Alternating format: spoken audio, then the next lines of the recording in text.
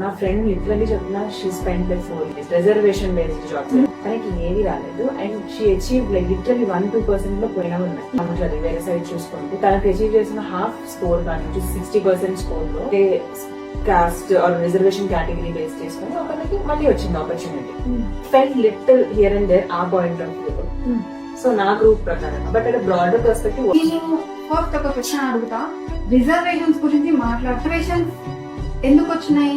Cost ఉంది, discrimination వల్ల. ఇప్పుడు మనం రిజర్వేషన్ తీసేయాలని మాట్లాడుతున్నాం. వ్యాలిడ్ కావచ్చు కాకపోవచ్చు అది మాట్లాడుతున్నాం. కాస్ట్ తీసేయాలని ఎందుకు? కాస్ట్ లేకపోతే రిజర్వేషన్ లేదు. బట్ అది ఎవరు ఈ క్వశ్చన్ రావాలి.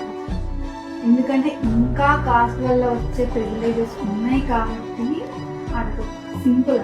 Ambedkar was made to stand out of class because of his cost.